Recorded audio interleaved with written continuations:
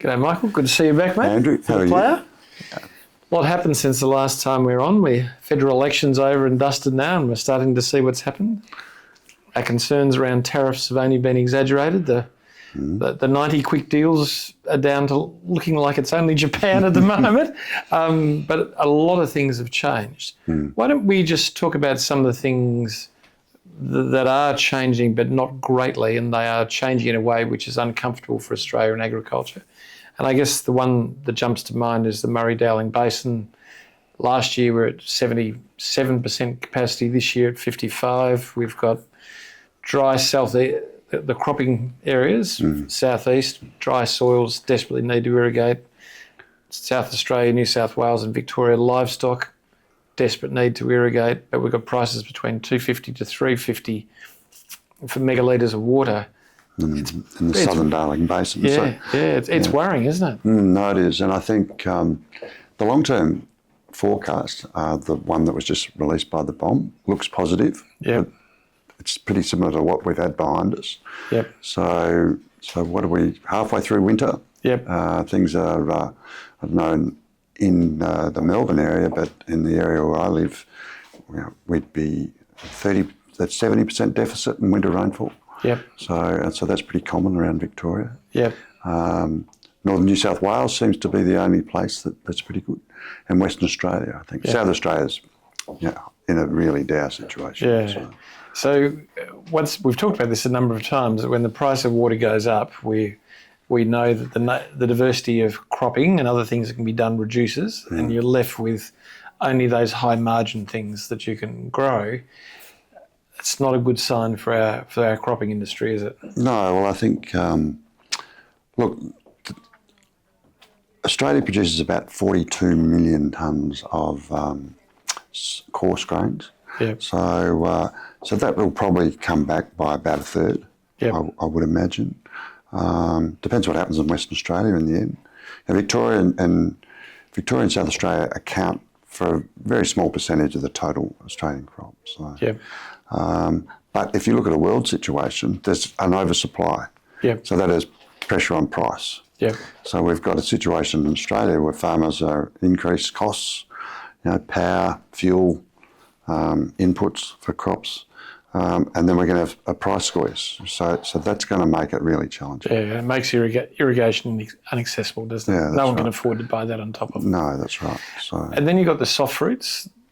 Again, Riverina area, those sort of areas where the soft fruits are, the Shepparton areas, they're not full of water either, are they? No, and they're in a similar situation. So I think from a labour point of view and a input point of view, gone through the roof. And once again, we've labour got costs up 23%. Yeah, and then we've got power costs up 19%. So all these things add up. And then we've got price pressure at the supermarket, so at the other end. So we've got an interesting world, haven't we? We've got new federal Labor government who's come in. They are not surprisingly being a Labor government employee-centric, so we've seen an expansion of rights and entitlements that exist there.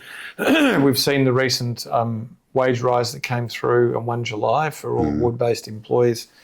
Not a surprise, but it's not low either. No. So what we can see is over the next 3 to 4 years, an accrued growth on base wage of somewhere between 13 to 14%. Because if we look at it as a compounding amount, our industry, although it's incredibly efficient in Australia, is still being met by the usual cost of logistics for export, but also these very high power costs, increased labour costs, and of course increased inputs, because many of those inputs are imported outside of Australia. So it's going to be a tough time, isn't it? And we come back to this thesis we've had before that small farmers are in a really difficult position, aren't they? Yeah, and it's the increase in costs is going to kill them. Yeah. So, and if you've got price pressure on the other side, it doesn't help. So for water, bit of a bleak picture, I think, going forward. And for those people who rely on irrigation, except probably in northern New South Wales, but for everybody else, there's not going to be a lot of people, like people doing cotton and stuff are going to be cringing. Well, we've talked about those numbers before. Yeah. Once you get past 350, it gets, in an annual cropping sense, it gets very difficult. Yeah. And unless you're getting yields at the other end in the cotton industry, for example, or the even in the horticultural industry, you need yield because you've got high water price. Yeah. And I guess that comes down to the price that the forward contracts would be looking pretty ugly at the moment, wouldn't they? They are. Yeah. So, All right, well, look, that's sort of water. We've knocked that around for a while. The election did produce, as I said, and will continue to produce employee-centric legislation that's coming out that's highly protective. So that's one issue that sits out there. But for you and I, the issue that sits out there and is all across the press at the moment is the issues of Fair Work Act breaches with the underpayment of people. And we're particularly seeing it in regional Victoria because there's a low number of workers. We're seeing it because the Labor government and the Liberal government are all lining up together with the Nationals to say we don't like immigration. Unfortunately, the people who work in those areas, if I look at food processing, any form of food processing, if I look at any form of manual handling-based picking, the percentage of people undertaking that work are well over 50% migrant-based. They're inclined to be, for the more seasonal work, backpackers. So they're the least qualified, least skilled, less driven people you could have. So you've got this huge problem of requiring a whole mass of people, the government resisting bringing people to actually do the work, having no local people to do the work or who will do the work. And you've now got the imposition of these dodgy labour hirers who are coming in, who are trying to take advantage of it and ripping everybody off in the process. In all states and territories now, there is regulation around labour hire providers, but that doesn't change tricky characters trying to do tricky things. And when a farmer's desperate and needs 10 pairs of hands, if you can get them 10 pair of hands, they'll pay for it. Yeah, and the dodgy operators, as we know, they're the ones that are causing the harm, but the regulators are after them and really chasing them down heavily now. Yeah, and it's interesting. So in the last 3 years, we've seen the introduction of the criminalisation of wage theft. Wage theft is the intentional payment of somebody less than their award entitlements, or as commonly happens in franchisees and on farms with dodgy labour hirers, they sell you out at 10, but they take a $2 clip on the ticket on the way through. Those are all criminal acts now, so it's very clear about it. That legislation changed, particularly after the 7-11 series of cases where franchisees were using migrant kids to work in places and paid terribly. That's existed in the soft fruit industry forever and a day, that type of behaviour. But we still see the presence of a number of unregistered or registered dishonest labour hirers peddling cheap labour, using buyback, payback for requiring monies to be paid back for any visa-related, which is a criminal offence, which is a breach of the Fair Work Act. It goes on and on and on. Yeah. But you've been involved in an industry. You very quickly realised that the skill was to actually stabilise your workforce, wasn't it? Yeah. So, and then take control of this yourself, which was no mean feat. And I can imagine that a lot of smaller farmers would shy away from that because there's so much compliance and regulation. But in the bigger outfits that we were managing, we just found it was easier to take control of that ourselves and be responsible for it. It's hard, isn't it, when you look at cash flow? And I know cash flow is slightly different in a farming sense than a professional service business. But for here, the answer is really simple. January, February, I just burn cash because we don't have the production. We're in fact, January for the first 3 weeks, the level of production we have doesn't even begin to meet anything above wages. So sometimes it's beneath wages. Don't worry about overheads. It's less than wages. And it makes your heart beat, like you have to save up for it and be ready for doing it. In farming, where you've got seasonal work, where you've got maybe 2 crops sometimes a year, maybe only 1 crop, and then there's this very intensive period of 3 months, it's hard to get that regular staff, isn't it? Yeah, that's right. And you've got to remember that the whole season, and some of these seasons can be 90 days, or 120 or up to 180 days, that a lot of the money goes out front. Yeah. And then you've got huge money at the end coming in for labour as well, and packing costs and everything else. So it's a continual thing, and the income at the other end's got to be secured. So I think if we come back, I know it's thematic of what we've talked about for a long time, and we're not trying to push the small farmers out, so please don't think that. No. But it's incredibly hard to be a small farmer now, you know, with the knowledge around automation, technology, cash flow maintenance, capital, you know, sustaining capital, managing bankers. Farming is one of the most complex industries there are, but it's also beset by the greatest amount of variables of any industry, which you can't predict. You know, my father's expression of, you know, you've got two hands, my right hand things I can control and my left hand things I can't control. I can easily spend 80% of my time in areas I can control because I can control it. But a farmer can only control about 15%. The rest is over here. Yeah. And they're trying to find automated solutions, technology solutions to draw the uncontrolled and give it some mitigation process over here. So being a small farmer in this environment with water where it is, where labour costs, inputs and a crazy market, it's not easy, is it? No. And we keep talking about the input costs, and part of that input cost is power as well. Yeah. And power just keeps going up. Yeah. And I think, you know, you look at pack sheds, you look at irrigation pumps, all sorts of things. And there's a lot of ingenuity going on out there with solar pumps and everything else to try and change that. But you know, that's happening very slowly. Yeah, it is inevitable, isn't it, that the world you live in presages change. It requires you to change. And Australia has been unfortunate in the sense that it's never had enough labour. It's always struggled with power. It's always struggled with water. And what it's built is an incredibly efficient farming industry around it. And our farmers are very efficient and very innovative. Yeah. And that's, you know, that the Europeans and the Americans say that about the Australians. So we've got to tick that one off and say we've done well there, but we're still not at a point where we can wipe labour out.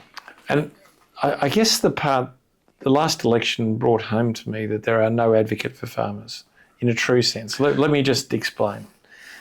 I mean, from meeting you, we've known each other for years, and I'm not a farmer. I can't grow a tomato in the backyard, okay, so I don't want to pretend. But I always look carefully at the policies that are coming out, and I look at the Liberals and they have no interest in farming and they don't understand input costs and they don't care about logistics costs and they're not that worried about export. Not because they're bad people, but it just doesn't buy a vote. And they didn't have any great policies. They didn't have any policies last election, so they weren't really doing anything. But the National Party is the place you'd think you go, but they're sort of living in a world that's 30 years ago. Once again, do they understand input costs? Yes, they go on about power, but do they then try and prevent innovation around power? So they're in this resistive place. There's not a positive voice, a powerful voice that says, look, we need migration. We need to generate in the country alternative methods of power, which is cheap. We need to look at a better method of water allocation. You know, there's no one doing that. They're just saying no. Yeah, but I think it's representation too, Andrew. So if you looked at the map after the last election, and most of Australia was red. Yeah. There wasn't a lot of blue or green. But there's no alternative. No. You know, if I was a farmer and I was looking at the national parties and Liberal, I'd be dismayed. I'd be wondering, you know, look, where is the financial, where is the support of me as a farmer? What are you going to do to help me actually produce my crop, to increase my efficiencies? Because the only thing that holds me back is a huge ocean that sits around me that's expensive to move in, and a continent that it's not kind to you. So farming's hard here. I'm good at what I do, but I'm not being helped. And there must be a greater constituency in the farming industry, and it must start lobbying in a different way to get an outcome which is real for it, because it's not being represented in the political discourse. No, I agree with that. And, but I think it's out there and people are trying, but it just hasn't got a force behind it. And it bleeds into probably our last major topic, I guess, which is tariffs, which, you know, we predicted chaos. We could never have predicted how much chaos, could we? You know, as we sit here today, and by the time this comes out, we'll find out that Japan really hasn't signed a tariff agreement with America, I'm quite sure, and there's still disagreement. But I'm told it's signed, but nobody's seen it. There's almost no trade agreements that exist around the world, but on some basic data, America is still wildly the most productive place in the world. It's much more productive than Europe as a whole. It's an incredible source of energy and power in driving production, including in farm and agricultural production. But the method of tariff development is essentially political. It's not built around the norms that you expect in tariff development of saying, well, we import much more than you, therefore you're going to pay a price. You'd think that's where it was, but look what the problems of Australia has had. What we're seeing, though, for Australian life has been really, it's daunting because there is no certainty. But what we are seeing is that significant tariffs will be imposed in places which will create remarkable opportunity, like China and like Brazil. And both of those are political issues more than anything else. Yeah. China, interestingly, has started dumping its bonds, so it's dramatically reduced the amount of American debt that it holds. Its participant in BRIC now to set up a trading bloc which excludes America quite intentionally, and so the trading currency of that will undoubtedly be Chinese currency. China has engaged both Africa and Asia very strongly. Once again, unquestionably in 5 years' time, the trading currency will be Chinese, not American. America has a debt which is well over 120% of its own GDP. So it needs to keep trading currency to stay viable. It's bankrupt effectively if it loses that currency. And I don't think there's any doubt by the time this comes to air, which will probably in a couple of weeks' time, and by our next one, we'll see bond value decline. And at that stage, America's in pretty deep strife. But what does that mean for Australia? Well, it may affect our currency. Our currency may go up, which is not attractive in export. But for our produce, Brazil, major meat producer, significantly the largest competitor we have. There's Canada, us, Brazil, into America, and America is a huge market that consumes an enormous amount of meat. Correct. And our meat is of a higher quality than that which is produced. It's a great opportunity, and we just see, as you and I are speaking today, we see our Prime Minister agreeing to drop the alleged ban on American meat, which is really a hygiene issue, not a ban. Yeah. That's a funny one because that just means they check the meat when it turns up at dock rather than preventing it from coming on board beforehand. So it's exactly the same ban, just moved 4,000 kilometres. But you've got to remember that the American supply, as in breeding numbers at the moment, are at their lowest level for some time and are declining. Yeah. So there's not a lot of export happening. We're not going to be importing. No. It makes no difference. We won't be importing any American meat. But the Australian market has gone higher again, as in shares that's gone to America. So really, at the moment, we're benefiting. We're going to benefit in a huge way, and not only that, we're going to benefit in price. Yeah. So we'll benefit in volume, but we'll also be able to benefit in price, which I think's. And the other part, of course, is China will be resisting America, who is a major America exporter to China. So once again, that market opened up only a year or two again, but it's going to blossom. And again, for all our meat products, not just for and meat. You're seeing the same thing in the oilseed market. Yep. There's a glimmer of hope that will come back into China as well. Yeah. So that'll add value to Australian exports. But I think if we look at what are the risks for Australia, the risks are if the bond market declines, the Australian dollar will likely grow. And that's a disincentive for export. Yeah. So not a great thing for export, not a bad thing importing, but not great for export. The second thing is I don't think there's going to be any great deals done, so we're going to be going through this repeated round of threats around tariffs. I think that the world's got used to instability and is being stable. So, well, you saw that in the reaction in the share markets. Originally when he started, everything dropped, and then it's come back to a level now, and it's sort of any news is sort of news. It's not good or bad, and things. I think they've got used to the stage that it doesn't really matter. No. That until something really does happen, they're not going to react. So they're not going to react to rhetoric, which is nice. So in some ways, there is a new stability in market, isn't it? There's a recognition. The tipping point. The tipping point is the bond market to me. The tipping point is you're seeing inflation go up to 2.7 in America, and it's going north, not south. If there's any intervention in the central bank, that will blow the bond market. So if they got rid of Powell, however they do it, and they try and push down interest rates, the bond market will just go through the floor. And at that stage, the consequences for America are horrible. the consequences for us are much stronger dollar, maybe, but huge world volatility. Not a great place when you're buying forward contracts, and farmers rely on forward contracts.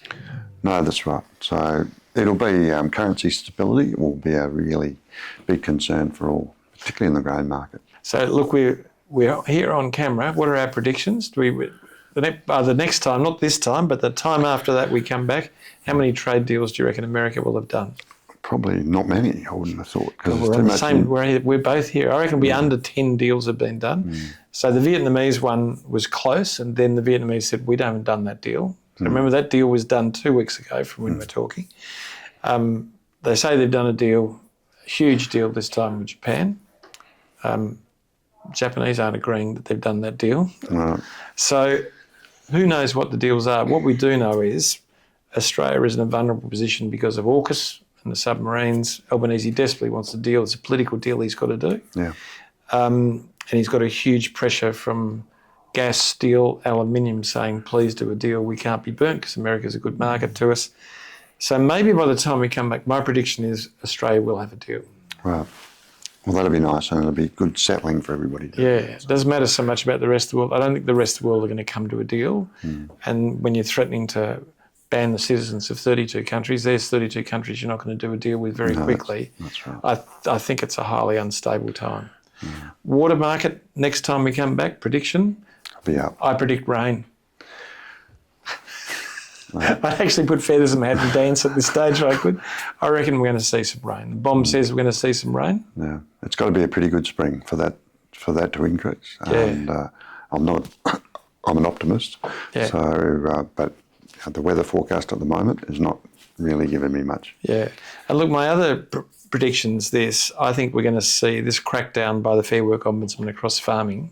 I think we're going to see a surge of prosecutions out of that. And we are going to see more traditional labour hire understanding the market that does exist and getting involved more. So we'll see more established labour hire. We've seen it already throughout the meat processing industry. It's quite stable now. And you don't see that level of underpayment occurring at all in the meat industry now. I think that's what we'll start to see in the horticultural industry, soft fruits, all those sort of things. The traditional labour hire will come in and say, hey, there is a really big market here. It's awkward, but you can make money from it, and we're going to use the islander method of bringing people in for that and rotating them through places, and I think that'll be successful. So they're my predictions for the future. I think we're going to see not seismic change, but significant change, which is going to be to the advantage of Australia within the next 2 to 3 months. Well, that'll be good. We'll look forward to that. God, you're so cautious. No wonder you were a successful farmer and I wasn't. All right, see you later, guys. And thanks again. Cheers. Thank you. Take care. Thanks, Bye-bye. Andrew. Bye.